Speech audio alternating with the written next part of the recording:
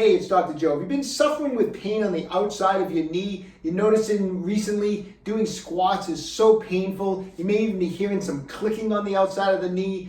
Maybe you're a runner or a walker or a hiker and you're noticing a lot of pain down there also. You may be dealing with what we call IT band syndrome. And what we're going to do today is fix it. The iliotibial band, or what we like to refer to as the IT band, is a thick band of fascia formed proximally at the hip by the fascia of the glute max, the glute medius, and the tensor fascia lata muscles.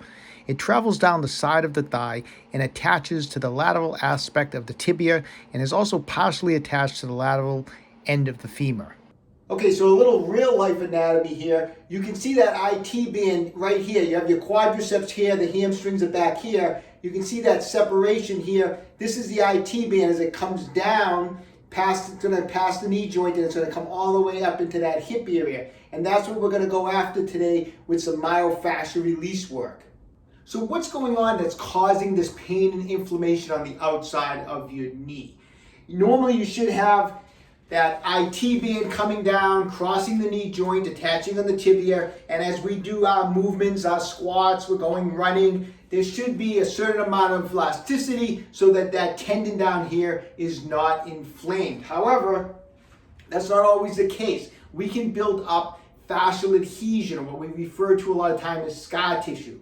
Picture it as, if this is the normal tissue, you can picture scar tissue as if I tied a couple knots into this rubber band here. Two things happen when I do that. One, by tying the knots, I've shortened it and I've lost elasticity. So now we have a shortened, less elastic piece of tissue coming down here, and now we're moving. And what ends up happening is the end result is there's stress and tension on this tendon down here on the outside of the knee. And what happens as we move the knee, this tendon will start actually rubbing over the bone. It's like taking two sticks and rubbing it together. What happens? You create fire. And that's what's happening down here. You're creating fire. You're getting inflammation and knee pain. So we're going to go over some awesome myofascial release techniques to loosen up this soft tissue to take the stress off of this tendon. Okay, so let's get working on this IT band. I like doing my IT band work up on a bench because I like to do in two different positions. I like to have my knee bent, I like to have my legs straight. I find it easier than being on the floor, just a personal preference. Do whatever's best you feel most comfortable with, okay? So I wanna make sure that I'm working all the way from the knee all the way up into the hip, okay? So I'm gonna get on the bench like this. I'm gonna start with just the knee bent. I want to get blood flow in there first. That's always the most important thing when we're doing any type of myofascial release work. So you can either use your knuckles, you can use a handheld roller like I have here. I love this thing. It's got two rolling massage balls on it. And I'm going to just start from the tensor fascia lata area here up near the hip. And I'm going to just go down. And I'm going to go all the way to the knee and then all the way back. I'm going to go this way and I'm going to go this way. I'm going to just try, my goal is to just generate blood flow into the tissue. It's okay if you're not exactly on the IT band, go on the quadricep, go on the hamstring, it doesn't matter. I want blood flow going through this area. So just spend a couple of minutes all the way from the knee, all the way up, just trying to generate blood flow with firm pressure, okay? Once we've done that, and it might get a little red in there, that's okay. Like I said, you can even use your fist. You can put some massage cream on it. Don't use any heavy oils that's going to be slippery. We don't want to be slipping off. Don't put olive oil on it. Use a massage cream or a hand cream. We want a little bit of, just a little glide from the cream. It'll just keep you from irritating the skin a little bit. It's good to use sometimes. Okay, so we've got some blood flow. Let's grab a spiky massage ball. I like using this size of a massage ball for the IT band. It's a big area of fascia. So I use my larger massage ball here. So with the knee bent first, from up here, I'm gonna go in this direction, kind of like a cross friction.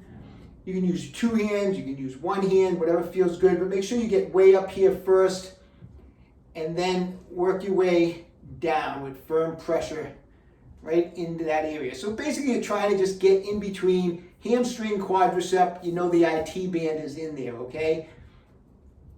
And go all the way down, go right to the knee, even go a little bit further, go a little bit below the knee, right where it's, this IT band's attached to that outside of the tibia here. So go down right onto that area. Might be a little tender, so just gauge your pressure and then just come all the way back. Then I like to even put the leg up straight. Just kind of try to keep it relaxed, make sure it's all nice and relaxed. And again, nice firm pressure all the way down. And then all the way back. Now, if I'm working on this and I'm coming up this way and I feel a particular area that feels very restricted, it feels knotted in there, I'm going to spend a little extra time. I'll spend an extra 60, 90 seconds just on one spot. If I feel like there's an area in there that I can literally feel something extremely tight, it might even be a little extra tender in there, I'll spend extra time doing that type of cross friction on a specific spot. Maybe there's a couple spots. Maybe when you get up to that tensor lata area, you feel some restrictions. So spend extra time up in that area. Wherever you feel that knotting, spend a little extra time, okay? So I'm spending basically a few minutes going down the IT band with the knee bent. I did a couple extra minutes with the leg straight. Now, a great way to get in there, if you have one, is using a muscle scraper. I find a muscle scraper works awesome for the IT band because you can actually get in there and kind of use the convex curve here of the muscle scraper, and you can actually hook kind of like the soft tissue here, like start like in the hamstring area and pull it up and over like this. Just like that. It's an awesome way to get in on the IT band. It's easy to actually use two hands so you get some nice firm pressure and pull it right over. And a lot of times as you're doing this, you can feel like the knotting in that area as you go over it. So nice firm pressure, and like I said, go all the way up to that hip area, just like that. And then again, you can get down, bend the knee. I like doing it with the knee bent and the knee straight, just like that. And come up and over like that. And then you can also come down into it, pressing down and going across like that. I find the muscle scraper, like I said, very helpful for this type of issue, okay? So take it from all the way down and then all the way up. And make sure you always get all the way up in here, get into that tensor fascial lata, okay? Hold time for this. Maybe you're spending about 10 minutes between the warm-up in the myofascial release work to get this thing to loosen up. It's going to probably be very red when you're done with it. That's okay. That means you've gotten a ton of blood flow. How often should you do it? You can be doing this every day. However, if you had a real intense session in here and it's a little tender, maybe it's discolored the next day or it's a little extra sore, kind of like the soreness you get from working out, then skip a day and do it the following day.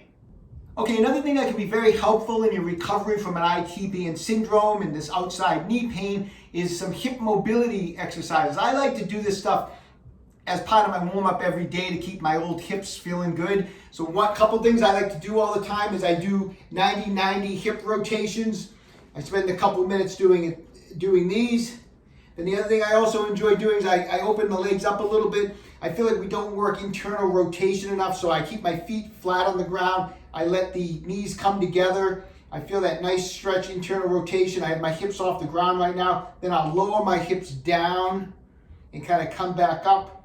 And I'll just kind of open, come back, and I'll spend a minute or so doing some internal rotation. I feel like most people, we don't work that internal hip rotation enough. But that drill in the 90-90 hip rotations can be very helpful in your recovery.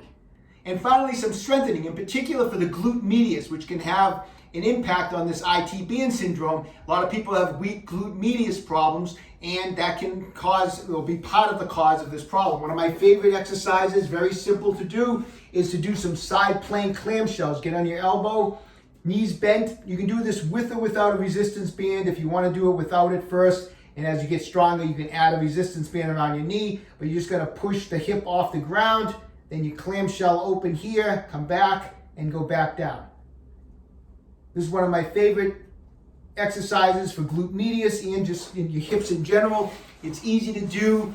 Do 3 sets on each side for at least 12 to 15 reps. All right, I hope you found that information helpful. Best of luck. Who wants to have outside knee pain? Who wants to have IT band syndrome? Who wants to miss workouts, right? So get working on it. best of luck to you. Take control of your own health, stay young, and train hard.